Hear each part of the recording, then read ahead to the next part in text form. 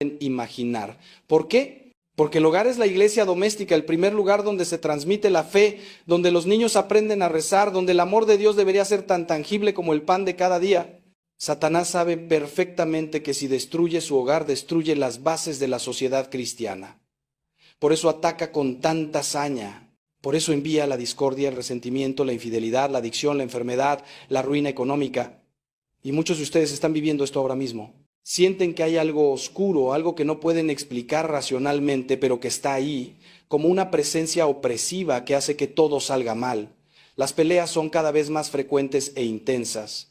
El dinero no alcanza aunque ganen lo mismo de siempre. Los hijos se rebelan sin razón aparente. La enfermedad visita su hogar una y otra vez. Y ustedes se preguntan, ¿qué está pasando? ¿Por qué todo se ha vuelto tan difícil? Les voy a decir por qué.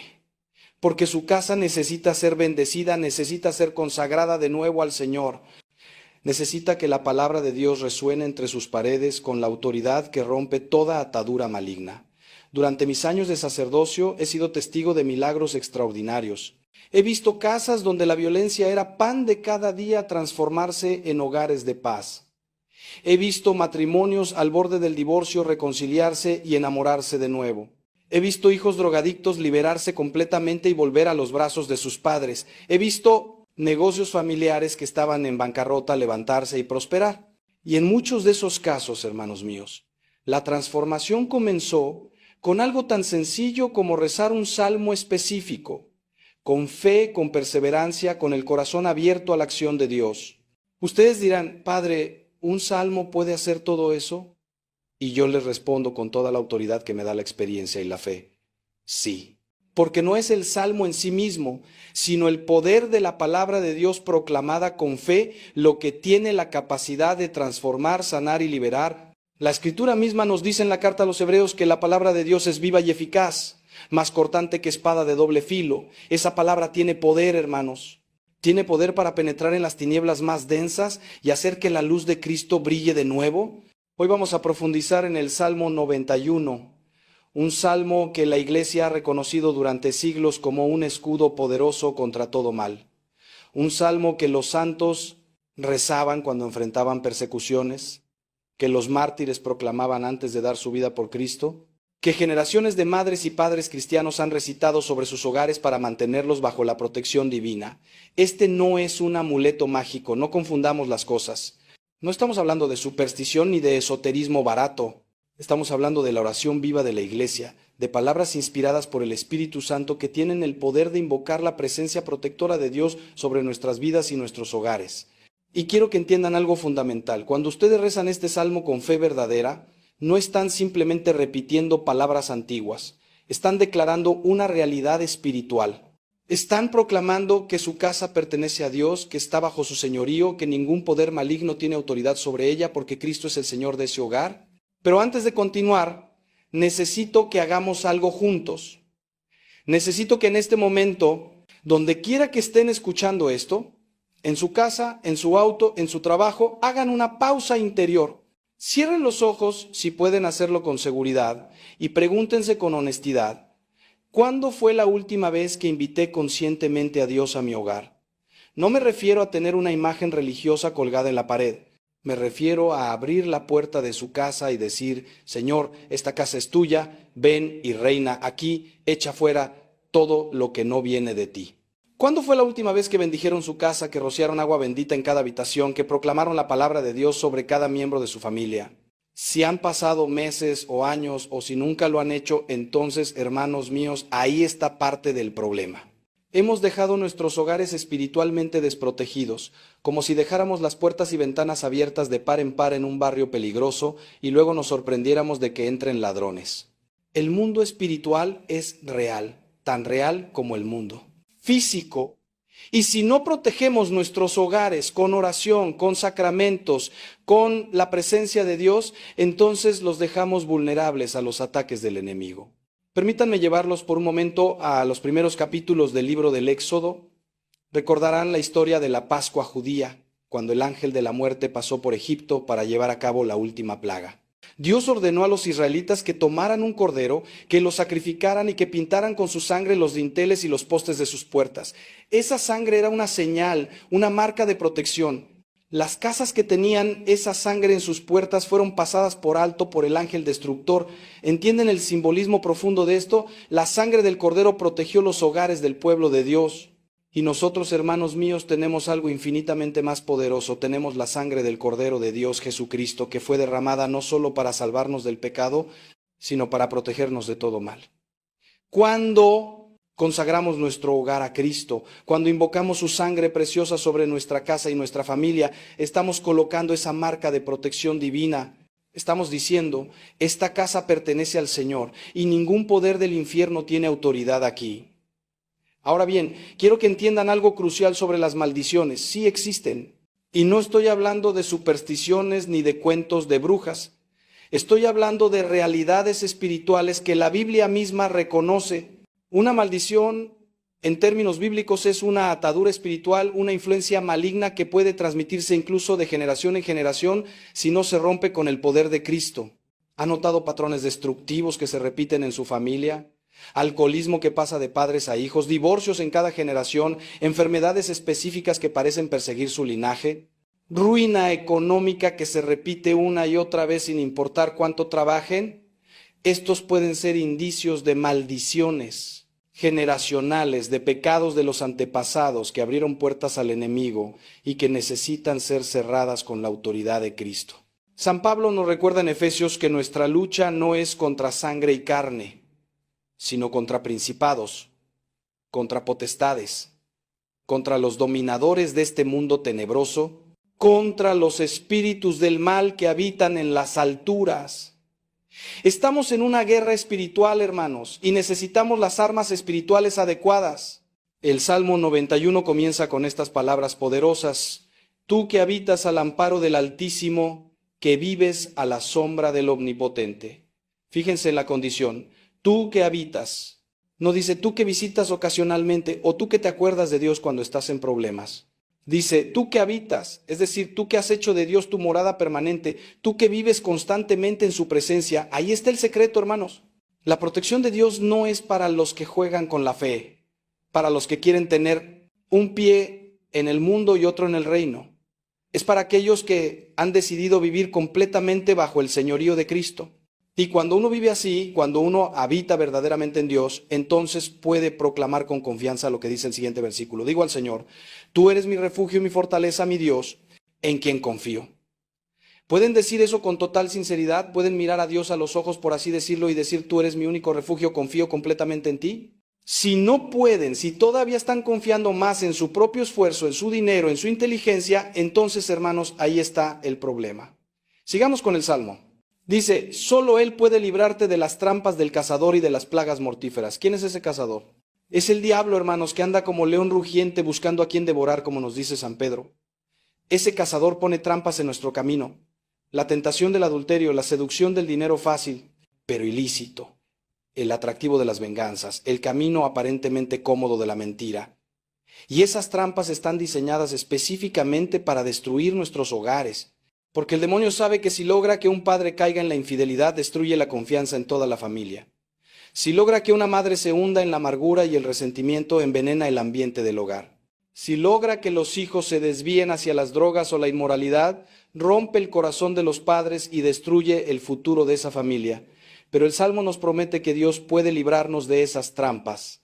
No dice que las trampas no van a existir, van a estar ahí. Porque vivimos en un mundo caído, en una batalla espiritual constante. Pero Dios nos da el discernimiento para verlas, la fuerza para evitarlas y la gracia para vencerlas. Hermanos míos, aquí necesito hacer una pausa porque quiero hablarles de algo que he visto demasiadas veces y que me parte el corazón. Veo familias cristianas, gente que va a misa los domingos, que comulga, que reza el rosario, pero que en sus hogares viven como si Dios no existiera. Las palabras que se dicen entre esposos son hirientes, llenas de desprecio. El trato hacia los hijos es duro, sin amor, puramente autoritario o peor aún, completamente negligente. La pornografía entra libremente a través de los teléfonos y las computadoras. Las conversaciones están llenas de chismes, de críticas destructivas hacia otros. La televisión transmite programas que van directamente contra los valores cristianos y nadie dice nada, como si fuera normal. Y luego esas mismas personas se preguntan por qué no hay paz en su hogar, por qué todo va mal. Hermanos, no podemos vivir una doble vida. No podemos pretender ser cristianos en la iglesia y vivir como paganos en casa. Nuestro hogar debe ser un reflejo de nuestra fe. Las palabras que usamos, los programas que vemos, la música que escuchamos, el trato que nos damos unos a otros, todo debe estar permeado por el Espíritu de Cristo. Si no es así, entonces no importa cuánto recen, su casa no estará verdaderamente bendecida porque ustedes mismos están bloqueando las bendiciones de Dios con su forma de vivir. Continuemos con el Salmo. Dice, pues te cubrirá con sus plumas y bajo sus alas encontrarás refugio. Qué imagen tan hermosa y maternal nos da aquí la Escritura. Dios es comparado con un ave que protege a sus polluelos bajo sus alas. Cuando el peligro se acerca, el ave madre extiende sus alas y los pequeños corren a refugiarse debajo, totalmente cubiertos, totalmente seguros. Eso es lo que Dios quiere hacer con nosotros y con nuestras familias.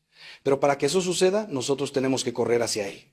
Los polluelos que se alejan, que ignoran el llamado de la madre, quedan expuestos al halcón, al depredador. De la misma manera, cuando nos alejamos de Dios, cuando ignoramos su llamado a la santidad, a la oración, a una vida de gracia, nos quedamos expuestos espiritualmente. Y entonces vienen los ataques, las crisis, las tragedias, y la gente dice, ¿dónde estaba Dios? Pero la pregunta correcta es, ¿dónde estábamos nosotros? Porque Dios nunca se mueve, nunca nos abandona. Somos nosotros los que nos alejamos, los que salimos de debajo de sus alas protectoras porque creemos que podemos arreglárnoslas solos. El Salmo continúa con palabras que deberían grabar en su corazón. Su fidelidad te servirá de escudo y de baluarte. No temerás el terror nocturno, ni la flecha que vuela de día, ni la peste que acecha en las tinieblas, ni la plaga que devasta al mediodía. ¿Se dan cuenta de lo que está diciendo? Está hablando de protección total, en todo momento, contra todo tipo de amenaza. El terror nocturno habla de las pesadillas, de las angustias que nos asaltan en la oscuridad, de los miedos irracionales que paralizan. La flecha que vuela de día son los ataques repentinos, las tragedias inesperadas, los accidentes, las noticias devastadoras que llegan sin aviso. La peste que acecha en las tinieblas son las enfermedades, pero también las influencias malignas, las tentaciones ocultas, los pecados que crecen en secreto hasta destruirnos. Y la plaga que devasta al mediodía son esos males que llegan cuando todo parecía ir bien, cuando el sol brillaba en nuestras vidas. Todo esto, hermanos, todo esto está cubierto por la protección de Dios para aquellos que habitan en Él. No es que seamos inmunes al sufrimiento, porque Cristo mismo nos dijo que en el mundo tendríamos tribulaciones, pero hay una diferencia abismal entre pasar por pruebas bajo la protección de Dios, con su gracia sosteniéndonos, y enfrentarlas solos, abandonados a nuestras propias fuerzas. Escuchen esto con mucha atención, porque aquí viene una de las promesas más poderosas del Salmo. Caerán 1000 a tu izquierda y 10,000 a tu derecha, pero a ti no te alcanzará. Esto no es arrogancia ni presunción, es fe, es la confianza absoluta en que cuando Dios protege, Él protege de verdad. Durante las grandes plagas de la historia, ha habido testimonios documentados de familias enteras que se salvaron porque estaban orando, porque tenían sus hogares consagrados a Dios. No estoy hablando de leyendas, estoy hablando de historias verificables. En tiempos de guerra, de epidemias, de catástrofes naturales, siempre hay testimonios de personas que sobreviven milagrosamente y cuando investigas, descubres que eran personas de profunda fe, de oración constante. ¿Por qué? Porque la protección de Dios es real. Ahora bien, esto no significa que los que mueren en esas tragedias no tenían fe. Dios tiene sus planes, sus tiempos, sus propósitos que no siempre entendemos. Pero lo que sí es cierto es que aquellos que viven bajo la protección divina tienen una ventaja espiritual, un escudo invisible pero real contra las fuerzas del mal. Ahora déjenme preguntarles algo que va a incomodar a muchos, pero necesito hacerlo porque los amo y quiero su bien. ¿Qué hay en su casa que no debería estar ahí? No me refiero solo a cosas físicas, aunque también. Me refiero a objetos que traen influencias espirituales negativas. Libros de ocultismo, cartas de tarot, tableros de Ouija, amuletos de otras religiones, figuras de deidades paganas, incluso ciertos tipos de música que glorifican la violencia, el sexo desenfrenado o directamente a Satanás. Hermanos, estas cosas no son neutrales, abren puertas espirituales, son como invitaciones al enemigo para que entre en su hogar. He bendecido casas donde había estas cosas. Y les puedo decir que se siente una opresión espiritual tangible. Y he visto la liberación inmediata que viene cuando esos objetos son destruidos y la casa es limpiada y consagrada de nuevo. Si tienen estas cosas en su hogar, necesitan deshacerse de ellas ahora. No las vendan, no las regalen porque solo trasladarían el problema a otra persona. Destrúyanlas, quémenlas, si pueden hacerlo de manera segura, o rómpanlas y tírenlas.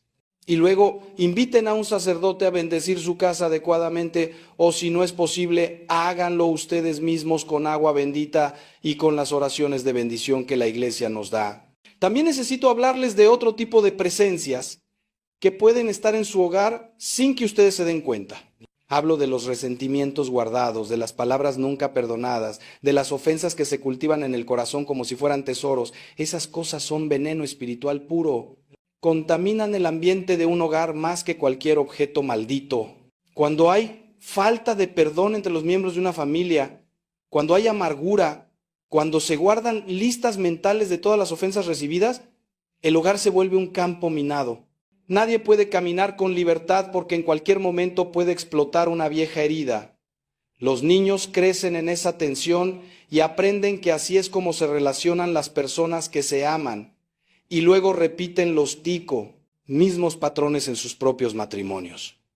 Hermanos, si quieren que su hogar sea verdaderamente bendecido, si quieren que el Salmo 91 sea efectivo en su vida, necesitan limpiar su corazón, necesitan perdonar, necesitan ir con ese esposo, con esa esposa, con ese hijo, con ese padre o madre y decir, te perdono, y si te he ofendido, perdóname tú también. No es fácil, lo sé. A veces el orgullo es como un muro de acero. Pero ese muro solo los aprisiona. La libertad viene con el perdón. ¿Y saben qué he descubierto en todos estos años de sacerdocio? Que las casas más bendecidas, las familias más felices, no son las que no tienen problemas. Son las que han aprendido a llevar sus problemas a los pies de Cristo. Son las que rezan juntas. Las que tienen el hábito de reunirse, aunque sea 10 minutos al día, para rezar un rosario, para leer un pasaje de la Biblia, para compartir sus preocupaciones y encomendarlas a Dios juntos. Hermanos, una familia que reza unida, permanece unida. No es un eslogan bonito, es una verdad probada por millones de familias a lo largo de la historia. La oración familiar es el pegamento espiritual que mantiene unidos a los miembros, incluso cuando todo lo demás los empuja a separarse. Y no estoy hablando de oraciones largas y complicadas. Puede ser algo tan simple como tomarse de las manos antes de cenar y dar gracias a Dios juntos. Puede ser bendecir a sus hijos antes de que salgan a la escuela poniendo su mano sobre su cabeza y diciendo que Dios te proteja hoy. Estos pequeños actos crean un ambiente espiritual en el hogar que es como un escudo contra las influencias negativas del mundo. El Salmo continúa diciéndonos, con tus propios ojos verás el castigo de los malvados, ya que has puesto al Señor por refugio, al Altísimo por defensa. Aquí hay una promesa y una advertencia. La promesa es que veremos la justicia de Dios manifestarse. Eso no significa que debamos desear el mal para nadie, sino que podemos confiar en que Dios hará justicia a su tiempo, que no tenemos que tomar venganza por nuestras propias manos. Pero la advertencia es clara, esto es solo para aquellos que han puesto verdaderamente al Señor como su refugio, no para los tibios, no para los que tienen un pie en la iglesia y otro en el mundo. Para los que han hecho una decisión radical de vivir para Cristo. Y quiero ser muy claro en esto porque hay mucha confusión hoy en día. Ser cristiano no es un sentimiento, no es una etiqueta cultural, no es ir a misa una vez al año en Navidad. Ser cristiano es una forma de vida total. Es una decisión diaria de morir a uno mismo y vivir para Cristo. Es renunciar al pecado aunque cueste. Es amar cuando no apetece. Es perdonar cuando todo en ti grita venganza. Es dar cuando quisieras guardar. Es servir cuando quisieras ser servido. Eso es ser cristiano, y solo eso merece la protección que este salmo promete. Pero aquí viene algo hermoso, algo que debería llenarlos de esperanza, incluso si sienten que han fallado miserablemente hasta ahora. El salmo dice, no te sucederá ningún mal, ninguna plaga se acercará a tu tienda. La palabra tienda en el contexto bíblico se refiere al hogar, a la morada. Dios está prometiendo proteger su hogar. Pero fíjense en algo crucial. Esta promesa viene después de todo lo que hemos hablado, después de habitar en Dios, de hacer de Él nuestro refugio, de vivir bajo su señorío. No es automático. Requiere de nosotros una respuesta, una cooperación. Dios no viola nuestra libertad. Él ofrece protección, bendición, paz, pero nosotros tenemos que abrir la puerta, tenemos que invitarlo a entrar y tenemos que darle autoridad sobre nuestro hogar. ¿Cómo se hace eso? Primero, con una decisión consciente. Pueden hacer esto ahora mismo, en este instante. Digan en voz alta si están solos o en su corazón si están acompañados. Señor Jesucristo, te entrego mi hogar, te doy autoridad sobre esta casa y sobre todos los que viven en ella. Que tu voluntad se haga aquí como se hace en el cielo. Que tu presencia llene cada rincón. Que tu paz reine aquí. Que todo lo que no viene de ti sea expulsado en tu nombre. Esta oración simple pero poderosa, hecha con fe, cambia la atmósfera espiritual de un hogar inmediatamente. Luego viene una de las partes más bellas del Salmo, pues Él dará órdenes a sus ángeles acerca de ti para que te guarden en todos tus caminos. Te llevarán en sus manos para que tu pie no tropiece con ninguna piedra. Hermanos, ¿creen en los ángeles? Porque deberían. No son figuras mitológicas ni cuentos para niños. Son seres reales, espirituales, poderosos, que Dios ha asignado para nuestra protección. Cada uno de nosotros tiene un ángel guardián y ese ángel está constantemente velando por nosotros, protegiéndonos de peligros que ni siquiera percibimos. ¿Cuántas veces han escapado de un accidente por segundos? ¿Cuántas veces han sentido un impulso inexplicable de no hacer algo o de no ir a algún lugar y luego descubrieron que se salvaron de algo malo? Eso es su ángel guardián trabajando. Pero aquí hay algo más. El Salmo dice que Dios da órdenes a sus ángeles, en plural. No solo nuestro ángel guardián personal, sino ángeles adicionales son enviados cuando los necesitamos. ¿Y cuándo los necesitamos más?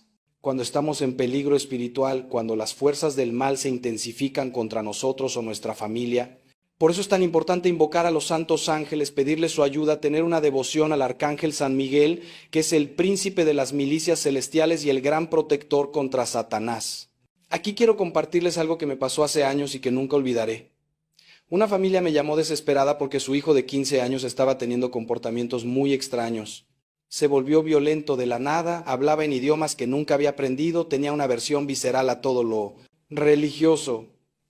Cuando fui a su casa para bendecirla y para rezar por el muchacho, sentí una presencia maligna tan fuerte que físicamente me costaba respirar. Pero comencé a rezar el Salmo 91, invocando la protección de Dios y la ayuda de los santos ángeles.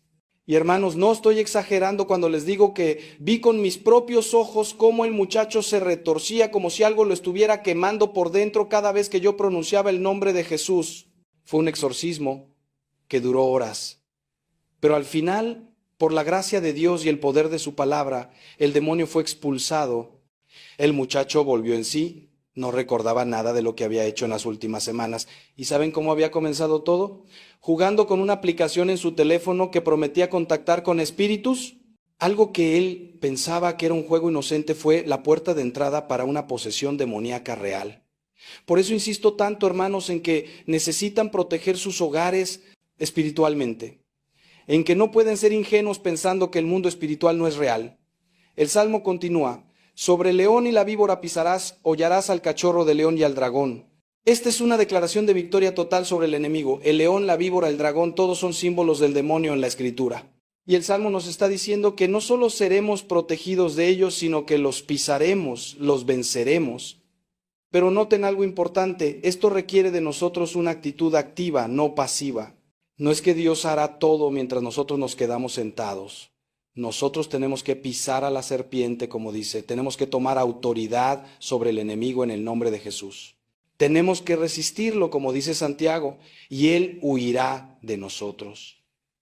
Demasiados cristianos viven atemorizados por el demonio, escondiéndose, temiendo su poder. Y yo les digo con toda autoridad, basta ya de eso. El demonio es un enemigo derrotado. Cristo lo venció en la cruz. El único poder que tiene sobre nosotros es el que nosotros le damos con nuestro pecado y nuestra falta de fe.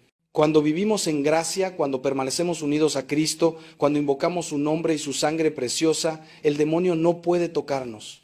Puede ladrar como un perro atado, puede amenazar, puede intentar asustar, pero no puede dañarnos. Y ahora llegamos a la parte culminante del Salmo, las palabras que salen de la boca misma de Dios. Por cuanto en mí se ha apegado, yo lo libraré. Lo pondré en alto por cuanto ha conocido mi nombre. Aquí Dios mismo está hablando, está dando su garantía personal. ¿Y cuál es la condición? Apegarse a Él. La palabra en hebreo implica un amor apasionado, una devoción total, como la de un esposo fiel hacia su esposa. No una religiosidad tibia y conveniente, sino un amor ardiente. Hermanos, Dios no quiere ser una opción en su vida, una especie de seguro contra desastres al que solo acuden cuando todo lo demás falla. Él quiere ser el centro, la razón, el motivo de su existencia. Y cuando alguien se apega a Dios de esa manera, cuando alguien dice, Señor, fuera de ti no quiero nada, aunque pierda todo lo demás, si te tengo a ti lo tengo todo, entonces Dios responde con una promesa: yo lo libraré. No dice quizá lo libre o voy a considerar liberarlo. Dice categóricamente: yo lo libraré de toda atadura, de todo mal, de toda maldición. Esa es la promesa de Dios para los que lo aman de verdad. Y continúa: me invocará y yo le responderé. Estaré con él en la angustia, lo libraré y lo glorificaré. Qué palabras tan reconfortantes. Dios promete estar con nosotros en la angustia. No dice que nos librará de toda angustia, porque este mundo es un valle de lágrimas y todos tendremos que pasar por pruebas, pero promete estar con nosotros en medio de esas pruebas. Y eso lo cambia todo. Hay una diferencia abismal entre sufrir solo y sufrir acompañado por Dios. Piensen en los 3 jóvenes del libro de Daniel que fueron arrojados al horno de fuego. El rey mandó que calentaran el horno 7 veces más de lo normal. Las llamas eran tan intensas que mataron a los guardias que los arrojaron. Pero cuando el rey miró dentro del horno, vio no 3, sino 4 figuras caminando en medio del fuego, y la cuarta tenía la apariencia de un hijo de los dioses. Era el mismo Cristo, apareciendo en el Antiguo Testamento, acompañando a esos jóvenes fieles en su hora de mayor prueba. Hermanos, esa misma presencia de Dios está disponible para ustedes cuando pasan por su propio horno de fuego, ya sea una enfermedad terminal, un divorcio devastador, la muerte de un hijo, la ruina económica. Dios estará ahí con ustedes si lo invocan, si confían en Él. Pero escuchen la promesa final: los saciaré de larga vida y le mostraré mi salvación. Esta es una promesa tanto temporal como eterna. Temporalmente habla de una vida larga y plena, llena del favor de Dios. Eternamente habla de la salvación definitiva, de la vida eterna en el cielo. Y hermanos, eso es lo que realmente importa al final. Pueden tener todos los bienes de este mundo, pueden vivir 100 años, pero si pierden su alma, ¿de qué les sirve? Por eso cuando rezamos este salmo, cuando pedimos la bendición de Dios sobre nuestro hogar, lo que realmente estamos pidiendo es que nuestra casa sea un trampolín hacia el cielo, no un obstáculo. Que nuestro hogar sea una escuela de santidad donde todos aprendemos a amar como Cristo ama. Que las relaciones en nuestra familia nos ayuden a crecer en virtud y nos preparen para la vida eterna. Porque el hogar cristiano no tiene como objetivo final ser feliz aquí en la tierra, aunque esa es una meta legítima. El objetivo final es que todos los miembros de esa familia lleguen al cielo. Todo lo demás es secundario. Ahora bien, quiero ser práctico con ustedes porque sé que muchos están escuchando esto y pensando: Padre, todo esto suena hermoso, pero ¿cómo lo hago? ¿Cómo bendigo mi casa? ¿Cuándo rezo este salmo? ¿Cómo hago que mi familia se una a esta oración si ellos ni siquiera son practicantes? Excelentes preguntas. Permítanme darles una guía práctica paso por paso de cómo implementar esto en su vida. Primero, necesitan limpiar su casa espiritualmente. Ya hablamos de deshacerse de objetos malditos, pero también necesitan limpiar las relaciones, perdonar, reconciliarse. Después, consigan agua bendita. Si no tienen, vayan a su parroquia y pidan al sacerdote que les dé. Si eso no es posible por alguna razón, pueden bendecir agua ustedes mismos con una oración específica que la Iglesia permite a los laicos en casos de necesidad. Luego, un día específico, idealmente un sábado en honor a María o un domingo, recorran toda su casa habitación por habitación, rociando agua bendita en las esquinas, sobre las puertas y ventanas, mientras rezan el Salmo 91. Si tienen crucifijos o imágenes religiosas, colóquenlos en lugares prominentes. Y lo más importante, Establezcan desde ese día una rutina de oración diaria en su hogar. Sé que algunos me dirán, pero padre, mi esposo no es creyente o mis hijos adolescentes se burlan cuando hablo de estas cosas. Los entiendo, no es fácil. Pero déjenme decirles algo. Ustedes no necesitan el permiso ni la cooperación de todos para comenzar a cambiar la atmósfera espiritual de su hogar. Comiencen ustedes solos. Levántense un poco más temprano y recen el Salmo 91 sobre su casa antes de que los demás despierten. Bendigan a sus hijos mientras duermen haciendo la señal de la cruz sobre su frente con su pulgar. Rocíen agua bendita discretamente. Ofrezcan su día al Señor cada mañana y oren sin cesar por la conversión de su familia. He visto casos increíbles de conversiones que comenzaron con una sola persona de la familia rezando persistentemente. Esposos ateos que se convirtieron porque su esposa nunca dejó de rezar por ellos. Hijos rebeldes que volvieron a la fe porque su madre o padre nunca perdió la esperanza y siguió intercediendo. La oración persistente de una persona fiel puede cambiar a toda una familia. Santa Mónica rezó durante 17 años por su hijo Agustín, que vivía en el pecado y la herejía. Pero ella nunca se rindió, y ese hijo se convirtió en San Agustín, uno de los más grandes santos y doctores de la Iglesia. ¿Y saben qué más he aprendido? Que cuando ustedes comienzan a vivir seriamente su fe, cuando su hogar comienza a transformarse por la presencia de Dios, los demás lo notan. Quizá no lo digan al principio por orgullo o por miedo, pero lo notan. Notan que hay más paz. Notan que ustedes están más tranquilos, menos irritables, notan que las cosas comienzan a salir mejor y poco a poco esa transformación los atrae. He visto familias enteras convertirse porque un solo miembro decidió ponerse serio con Dios.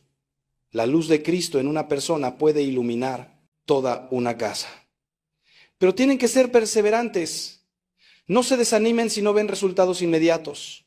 La vida espiritual no funciona como una máquina expendedora donde metes una moneda y sale inmediatamente lo que quieres. Es más como plantar una semilla. Toma tiempo, requiere paciencia, necesita cuidado constante, pero cuando finalmente crece y da fruto, ese fruto permanece para siempre. Ahora quiero abordar algo que sé que está en la mente de muchos. ¿Qué pasa si ya he hecho todo esto? Si rezo el Salmo, si he bendecido mi casa, pero las cosas siguen mal. ¿Significa que Dios no me está escuchando? Hermanos, esta es una pregunta crucial y necesito responderla con cuidado. Primero, examinen su conciencia. ¿Hay algún pecado grave en su vida que no han confesado? ¿Hay algo que están haciendo conscientemente contra la voluntad de Dios? Porque el pecado bloquea las bendiciones. Es como tapar una tubería y luego quejarse de que no sale agua. Si viven en adulterio, si están en un matrimonio civil después de un divorcio sin anulación, si practican la anticoncepción, si están involucrados en negocios fraudulentos, si guardan rencor y no perdonan, entonces no importa cuánto recen, están bloqueando ustedes mismos las bendiciones de Dios. Necesitan arrepentirse, confesarse, cambiar de vida. Segundo, entiendan que Dios a veces permite pruebas incluso a sus hijos más fieles. Miren a Job en la Biblia. Era un hombre justo, el más justo de su generación, y Dios permitió que perdiera todo. ¿Por qué? Para probar su fe, para purificarlo, para que al final saliera más fuerte y más santo. A veces, hermanos, las bendiciones de Dios vienen disfrazadas de pruebas. A veces lo que parece una maldición es en realidad Dios cerrando una puerta porque tiene algo mejor preparado. A veces permite que perdamos algo o a alguien porque ese algo o alguien se había convertido en un ídolo que ocupaba el lugar de Dios en nuestro corazón. No siempre entenderemos los caminos de Dios en esta vida, pero lo que sí sabemos es que todas las cosas cooperan para el bien de los que aman a Dios, como dice San Pablo. Incluso las cosas malas, incluso el sufrimiento, incluso las aparentes tragedias, Dios las puede usar para nuestro bien si confiamos en Él. Por eso la clave no es tanto que todo nos salga como queremos, sino que mantengamos la fe y la confianza en Dios pase lo que pase, que podamos decir como Job, aunque Él me mate, en Él esperaré. Esa es la fe que mueve montañas, hermanos. Esa es la fe que rompe maldiciones y atrae las bendiciones más poderosas del cielo. También quiero hablarles de la importancia de los sacramentos en la protección de su hogar. El Salmo 91 es poderoso, sí, pero es aún más poderoso cuando se combina con una vida sacramental activa. La confesión regular limpia su alma y cierra las puertas que el pecado abre al enemigo. La Eucaristía fortalece su espíritu y les da la gracia necesaria para resistir las tentaciones.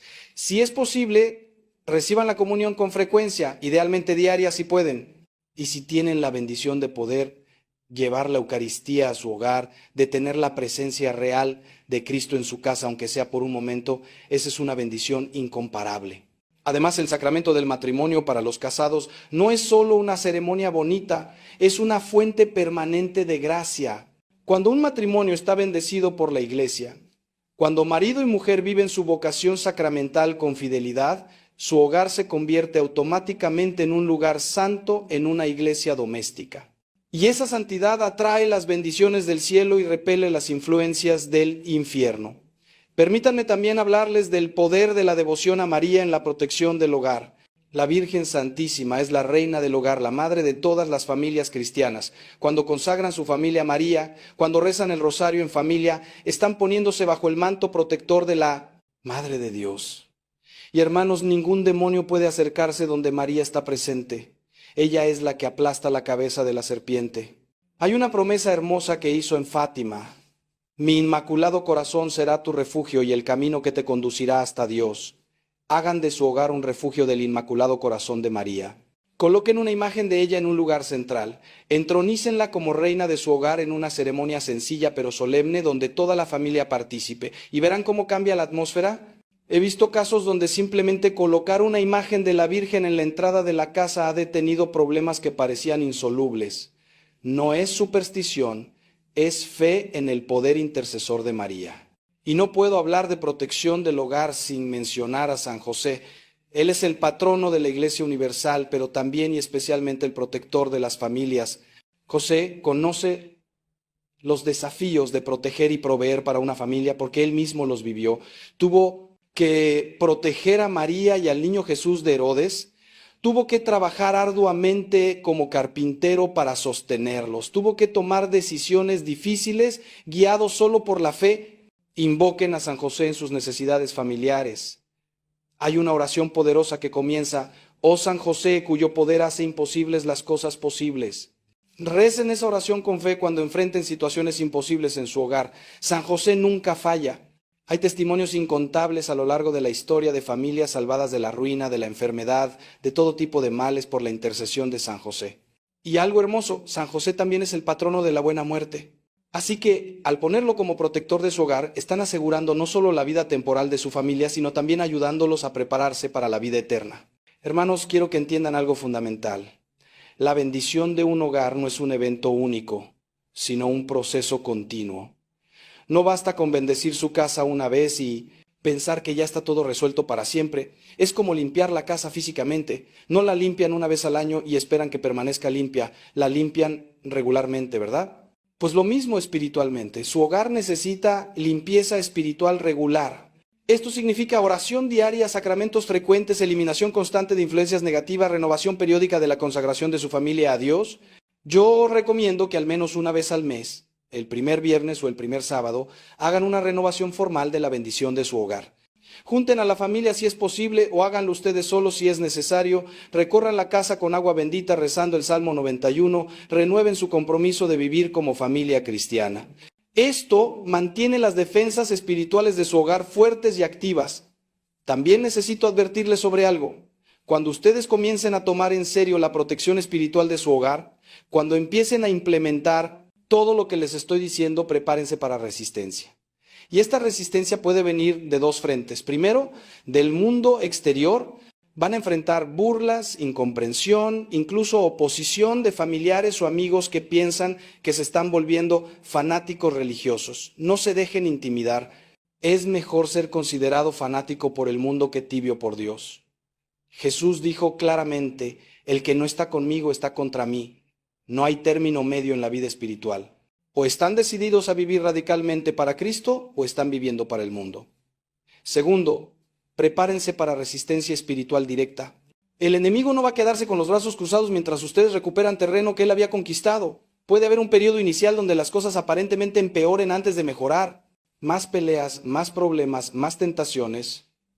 No es porque lo que están haciendo no funcione, sino precisamente porque sí está funcionando y el enemigo está contraatacando. Pero no teman. Recuerden lo que dice el Salmo: sobre el león y la víbora pisarás. Ustedes tienen autoridad en Cristo. Cuando vengan esos ataques, no retrocedan. Al contrario, intensifiquen la oración, ayunen si pueden, confiésense, reciban la Eucaristía, procíen más agua bendita, invoquen la protección de San Miguel Arcángel con su oración poderosa. San Miguel Arcángel, defiéndenos en la batalla, sé nuestro amparo contra la perversidad y acechanzas del demonio. Esa oración es como un escudo nuclear espiritual. Los demonios huyen cuando se invoca a San Miguel, y mantengan su fe firme. No se trata de sus fuerzas, sino del poder de Cristo actuando a través de ustedes. Como dice San Pablo, todo lo puedo en Cristo que me fortalece. Esa no es arrogancia, es la confianza absoluta en que unidos a Cristo somos invencibles espiritualmente. Ahora quiero hablarles específicamente a las madres que me están escuchando. Ustedes, queridas hermanas, tienen un poder especial en el hogar. Ustedes son el corazón de la familia. Un hogar puede sobrevivir sin muchas cosas, pero difícilmente puede prosperar sin una madre piadosa, orante, que cubre a su familia en oración. Ustedes tienen la capacidad única de crear una atmósfera de paz o de caos en el hogar. Sus palabras tienen un peso especial sobre sus hijos. Su fe o falta de ella marcará a generaciones. Por eso el enemigo las ataca tan fuertemente a ustedes. Por eso trata de convencerlas de que su rol de madre no es importante, de que sería mejor estar en otro lado haciendo otras cosas. No caigan en esa mentira. Ser madre es la vocación más alta, más noble, más importante. He visto matrimonios santos desmoronarse porque uno de los dos dejó de alimentar su relación con Dios. Y en cada caso, hermano, en cada maldito caso, si me permites la expresión, encontré los mismos errores repitiéndose como un patrón diabólico diseñado para apagar la luz de Cristo en nuestras almas. Te pregunto ahora mismo, antes de seguir, ¿cuándo fue la última vez que sentiste a Dios cerca? ¿Cuándo fue la última vez que tu oración no fue un conjunto de palabras vacías, sino un verdadero encuentro con el Padre? ¿Cuándo fue la última vez que la Eucaristía te hizo llorar de amor? Que las Escrituras te atravesaron el corazón como una espada de doble filo. Si tienes que pensar mucho la respuesta, hermano, si tienes que rebuscar en tu memoria para encontrar ese momento, entonces estás en peligro. Tu fe está enferma. Y como cualquier enfermedad, si no la atendemos a tiempo, puede llevarnos a la muerte espiritual. Pero escúchame bien, estás a tiempo. Siempre estamos a tiempo mientras tengamos un soplo de vida en el cuerpo, porque nuestro Dios es un Dios de segundas oportunidades, de terceras, de millones de oportunidades. Él nunca se cansa de esperarnos, pero necesitamos despertar, abrir los ojos y reconocer qué está matando nuestra relación con Él.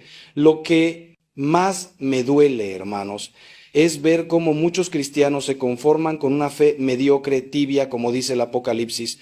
Esa fe que no es ni fría ni caliente, que Dios vomita de su boca. Una fe de domingo por la mañana que no transforma el lunes, el martes, el resto de la semana. Una fe de etiqueta, de apariencias, de ritualismo vacío. Y lo peor es que nos hemos acostumbrado a eso. Nos hemos acostumbrado a vivir sin el fuego del Espíritu Santo, sin la pasión por las cosas de Dios, sin ese hambre insaciable por conocerlo más, amarlo más, servirlo más. Nos conformamos con migajas cuando Él nos ofrece un banquete. Nos contentamos con sobrevivir espiritualmente cuando Él nos llama a vivir en abundancia.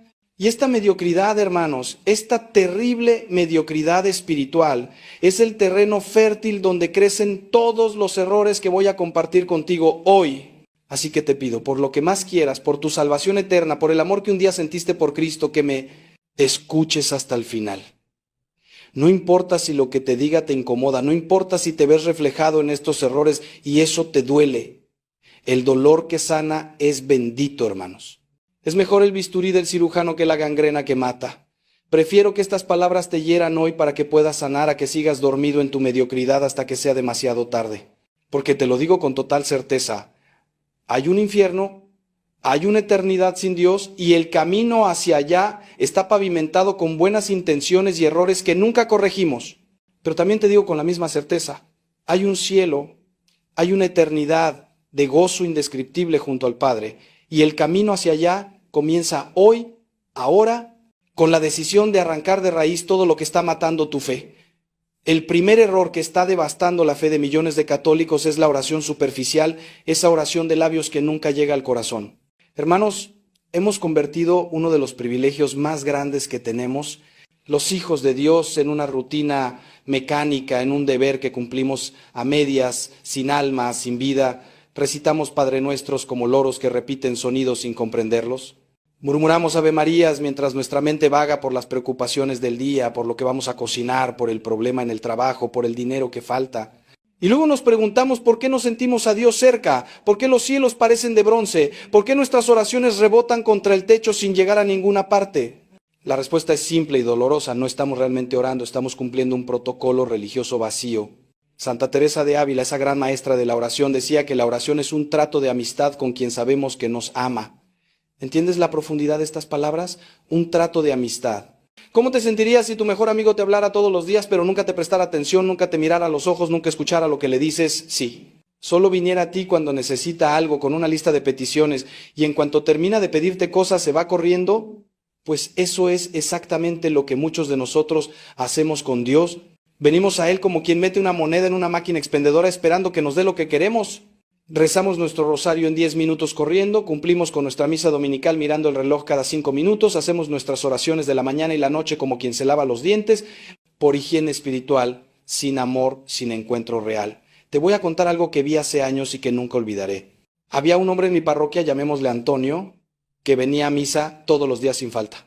Todos lo veíamos como un modelo de piedad, siempre el primero en llegar, siempre arrodillado en oración antes de la misa. Pero un día vino a verme destruido. Su matrimonio estaba por terminar, su hijo se había metido en drogas y él sentía que Dios lo había abandonado. Me dijo con rabia: Padre, he rezado todos los días de mi vida, nunca he faltado a misa, ¿por qué Dios me hace esto? Y cuando empezamos a hablar en profundidad descubrí algo terrible. Antonio nunca había orado realmente. Recitaba oraciones, sí.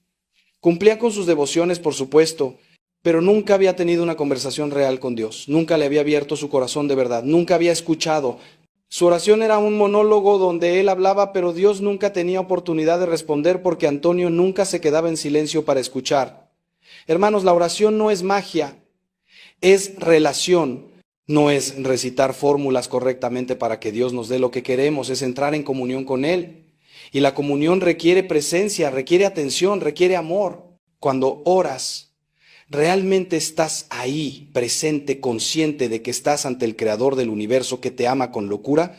¿O tu cuerpo está arrodillado pero tu mente está en 1000 lugares distintos? Jesús mismo nos advirtió contra esto en Mateo cuando dijo: cuando oren no sean como los hipócritas que aman orar de pie en las sinagogas y en las esquinas de las calles para que la gente los vea. Y cuando oren, no hagan como los paganos que repiten palabras sin sentido pensando que por mucho hablar serán escuchados. ¿Ves? Cristo nos está diciendo que la oración superficial, la oración de apariencias, la oración mecánica, no sirve. Dios no quiere nuestras palabras bonitas, quiere nuestro corazón. El remedio para este error mortal es simple pero radical. Debemos aprender a orar de verdad. Y orar de verdad significa presentarnos ante Dios tal como somos, con nuestra miseria, con nuestras heridas, con nuestros pecados, con nuestras alegrías también. Significa hablarle como le hablarías a alguien que amas profundamente. Significa sobre todo escuchar. ¿Sabes cuál es el problema de la mayoría de los católicos que nunca escuchan a Dios? Hablan, piden, suplican, se quejan, pero nunca se quedan en silencio el tiempo suficiente para oír la voz suave del Espíritu Santo hablándoles al corazón. La oración contemplativa. Ese silencio adorante ante el Santísimo Sacramento, esa meditación profunda de las Escrituras donde le damos tiempo a Dios para que nos hable, eso es lo que nos falta. Sin esto, hermanos, nuestra fe se marchita.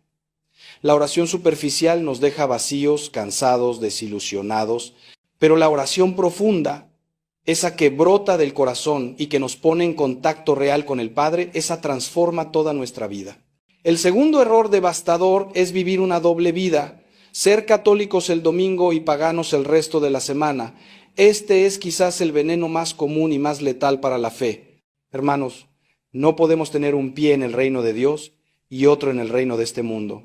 No podemos comulgar el domingo y vivir en pecado mortal el lunes. No podemos proclamar que Cristo es nuestro Señor y luego vivir como si nunca hubiéramos oído hablar de Él. Jesús fue clarísimo en esto cuando dijo: nadie puede servir a dos señores porque odiará a uno y amará al otro, o se dedicará a uno y despreciará al otro. Y sin embargo, ¿cuántos católicos viven exactamente en esta contradicción? Van a misa, se golpean el pecho, piden perdón, comulgan el cuerpo de Cristo y al salir de la iglesia vuelven exactamente a los mismos pecados, a las mismas mentiras, a las mismas injusticias. He conocido empresarios que vienen a misa todos los domingos con sus familias, que son vistos como pilares de la comunidad, pero que en sus negocios engañan, explotan a sus trabajadores, evaden impuestos y duermen tranquilos porque creen que cumplir con el ritual dominical los absuelve de sus pecados semanales. He conocido mujeres que rezan el rosario diariamente, pero que destrozan reputaciones con su lengua, que siembran cizaña en sus familias, que viven llenas de resentimiento y amargura, pero se sienten santas, porque no faltan a sus devociones. He conocido hombres que van a retiros espirituales y lloran de emoción en la adoración eucarística, pero que en sus casas son tiranos, que engañan a sus esposas, que descuidan a sus hijos, que viven vidas secretas llenas de porquería que jamás confesarían públicamente. Esta hipocresía, hermanos, esta vida dividida, mata la fe más rápido que el ateísmo declarado. ¿Sabes por qué? Porque cuando vivimos esta doble vida, en el fondo de nuestro corazón sabemos que somos mentirosos. Podemos engañar a los demás, podemos mantener nuestra imagen de buenos católicos, pero no podemos engañar a nuestra conciencia y mucho menos podemos engañar a Dios. Y esta disonancia interna, esta contradicción entre lo que profesamos y lo que vivimos, nos carcome por dentro, genera culpa, pero no la culpa sana que nos lleva al arrepentimiento genuino, sino una culpa tóxica que nos hace sentir hipócritas. Y cuando nos sentimos hipócritas comenzamos a alejarnos de Dios, no porque Él se haya alejado de nosotros, sino porque no podemos sostener su mirada. Es como Adán y Eva escondiéndose en el jardín después del pecado. Sabemos que estamos desnudos, que somos miserables, y en lugar de correr hacia Dios buscando su misericordia, nos escondemos de Él, dejamos de orar con profundidad, dejamos de frecuentar los sacramentos con sinceridad, y lentamente nos vamos muriendo espiritualmente. San Pablo nos advierte en su carta a los romanos: no se adapten a este mundo, sino transfórmense mediante la renovación de su mente. Hermanos, ser cristiano es ser transformado. No es añadir algunas prácticas religiosas a nuestra vida pagana, es dejar que Cristo revolucione cada aspecto de nuestra existencia. Nuestra forma de hacer negocios debe ser cristiana. Nuestra forma de relacionarnos en el matrimonio debe ser cristiana. Nuestra forma de usar internet, de hablar de los demás, de gastar nuestro dinero, de tratar a quienes nos sirven, todo debe estar impregnado del Evangelio. No hay áreas de nuestra vida donde Cristo no tenga derecho a entrar. O Él es Señor de todo o no es Señor de nada. Esta tibieza, esta vida compartimentada donde Dios tiene su espacio el domingo, pero el resto de la semana vivimos según los valores del mundo, es la receta perfecta para la muerte espiritual. El camino de salida de este error requiere una honestidad brutal con nosotros mismos. Necesitamos hacer un examen de conciencia profundo y preguntarnos: ¿realmente vivo lo que creo? ¿Hay coherencia entre mi fe y mi vida? ¿Qué vería alguien que me observara 24 horas al día, 7 días a la semana?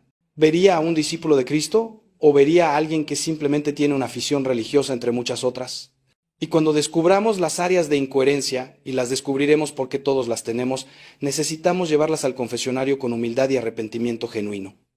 Pero no basta con confesarlas una vez, al mes, para volver a caer en ellas. Necesitamos un compromiso radical de cambio. Necesitamos pedirle al Espíritu Santo que nos dé la fuerza para vivir realmente como hijos de la luz en medio de esta generación torcida. La integridad espiritual, hermanos, esa unidad entre lo que creemos y cómo vivimos, es fundamental para mantener viva la fe. El tercer error que está matando la fe de incontables católicos es el descuido de la Eucaristía, ese tesoro infinito que tenemos y que hemos perdido de vista por la familiaridad. Hermanos, estamos ante el mayor milagro que ocurre en la tierra. En cada misa, el pan y el vino se convierten en el cuerpo y la sangre de nuestro Señor Jesucristo. Es el mismo Cristo que caminó por Galilea, que murió en la cruz, que resucitó al tercer día, haciéndose presente en nuestros altares. No es un símbolo, no es una representación, no es un recuerdo bonito.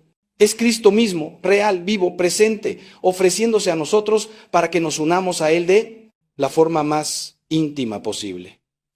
Y sin embargo, ¿cuántos católicos van a comulgar como quien hace un trámite, sin preparación, sin adoración, sin una pizca de asombro ante este misterio tremendo? He visto a personas llegar tarde a misa corriendo para alcanzar la comunión como quien no quiere perder el autobús. He visto a gente masticando chicle mientras se acerca a recibir el cuerpo de Cristo. He visto filas interminables para comulgar donde nadie se arrodilla después, donde nadie hace una acción de gracias digna, donde la gente se va de la iglesia antes de que termine la misa como si tuvieran prisa por salir de ahí. Y lo más terrible es que muchos comulgan en pecado mortal sin haberse confesado, convirtiendo lo que debería ser medicina de inmortalidad en su propia condenación, porque como dice San Pablo en 1 Corintios, el que come y bebe sin discernir el cuerpo del Señor, come y bebe su propia condenación. Esta irreverencia hacia la Eucaristía, hermanos, este descuido del mayor don que Dios nos ha dado, es una de las razones principales por las que tantos católicos viven sin el fuego del Espíritu. Déjame contarte lo que pasó con María, una mujer de unos 50 años que vino a verme hace tiempo. Me dijo que había perdido la fe, que ya no sentía nada en misa, que todo le parecía vacío y sin sentido. Cuando le pregunté por su vida espiritual, descubrí que llevaba años yendo a comulgar sin confesarse, viviendo en situaciones de pecado que justificaba de 1000 maneras. Le expliqué que estaba profanando la Eucaristía, que estaba tratando a Cristo con un desprecio terrible al recibirlo indignamente. Al principio se enojó, me dijo que era muy duro, que Dios era misericordioso y que yo no tenía derecho a juzgarla. Pero algo de lo que le dije tocó su corazón. Después de varios meses, volvió. Se había confesado, había puesto orden en su vida y me dijo llorando: Padre, volví a sentir a Jesús en la comunión. Es como si hubiera estado años comiendo piedras y de repente recibí pan verdadero. ¿Entiendes, hermano? Cuando nos acercamos a la Eucaristía sin la reverencia, sin la preparación, sin el arrepentimiento necesario, bloqueamos las gracias que Dios quiere darnos. La Eucaristía es la fuente y cumbre de toda la vida cristiana, como enseña el Concilio Vaticano II. Es de ahí que fluye toda la fuerza para vivir como cristianos en este mundo. Pero necesitamos recibirla bien, con fe viva, con adoración profunda, con el corazón limpio. Los santos entendían esto. Santa Teresa de Calcuta decía que no podría hacer lo que hacía sin la Eucaristía diaria. San Juan María Vianney, el santo cura de Ars, pasaba horas ante el Santísimo. San Francisco de Asís temblaba de amor ante la presencia eucarística de Cristo. Ellos sabían algo que nosotros hemos olvidado, que en la Eucaristía se encuentra el secreto de la santidad. Si tu fe está muriendo, si sientes que Dios está lejos, si has perdido el fervor que una vez tuviste, te digo con toda claridad, vuelve a la Eucaristía, pero vuelve bien. Prepárate antes de ir a misa. Lee las lecturas del día. Llega temprano para recogerte en oración. Durante la consagración, arrodíllate no solo con el cuerpo, sino con el alma entera en adoración. Antes de comulgar, asegúrate de estar en gracia de Dios. Confiésate si es necesario. Y después de recibir a Cristo, no salgas corriendo. Quédate ahí, en silencio, dándole gracias, hablándole, dejando que Él te hable. Si puedes, visita el Santísimo durante la semana. Aunque sea 15 minutos ante el sagrario, pueden transformar tu vida.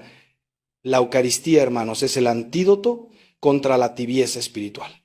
Es imposible acercarse a Cristo en la Eucaristía con fe y amor genuinos y permanecer tibio. El fuego divino que arde en ese sacramento nos consume y nos transforma si nos abrimos a Él. Ahora, antes de continuar, necesito que te hagas una pregunta profunda.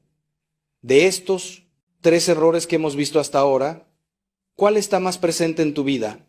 ¿Es la oración superficial, la doble vida o el descuido de la Eucaristía? Porque te puedo asegurar algo. Si sigues como vas, si no corriges estos errores, dentro de unos años, tu fe será apenas un cascarón vacío, si es que queda algo de ella. Pero hay esperanza, hermano, siempre hay esperanza si actuamos ahora.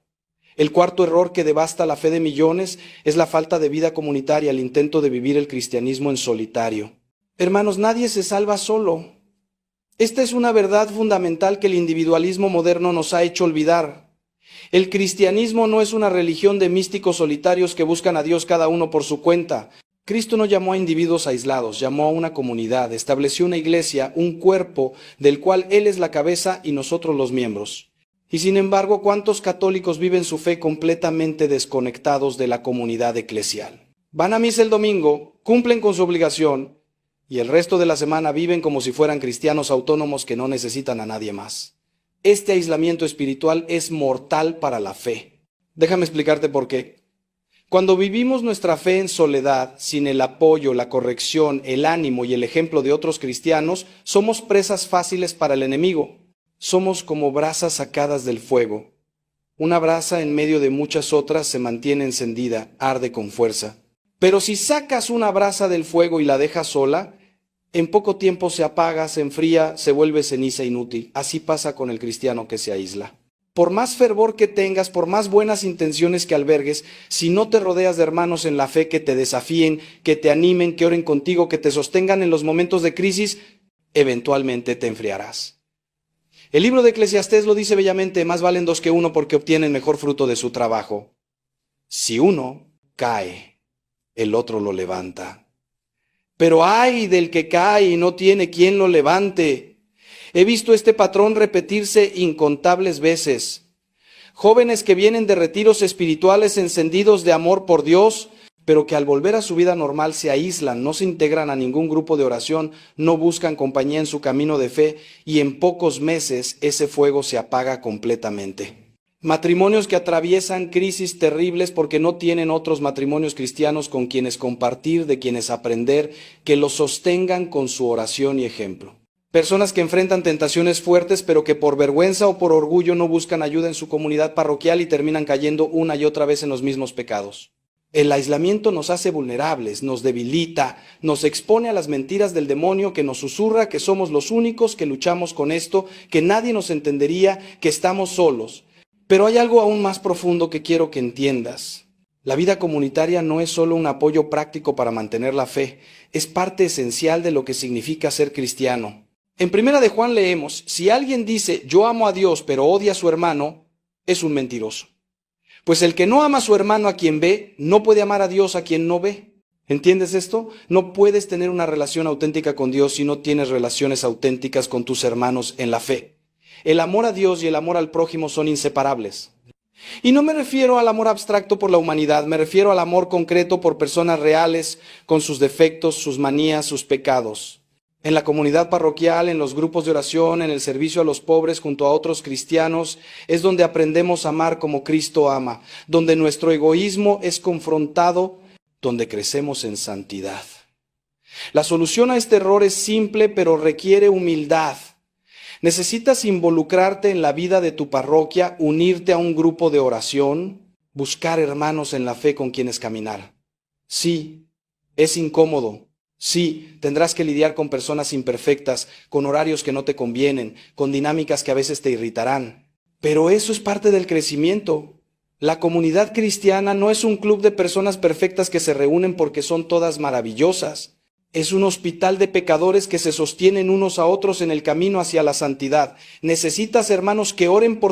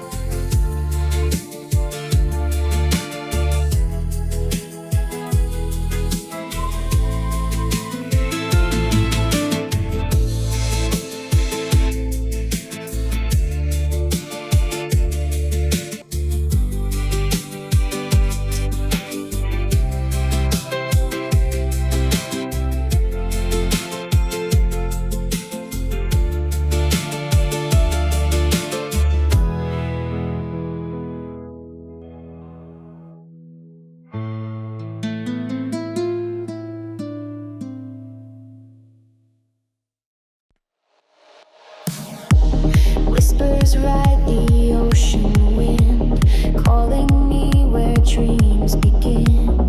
Far from all the noise and gray, I feel you light the way. Hearts in motion, lost in time, reaching past the edge of night. Take me beyond the horizon, where the stars are still alive. In the pulse of every moment, I feel infinite inside, drifting higher with no end, where we break and then ascend.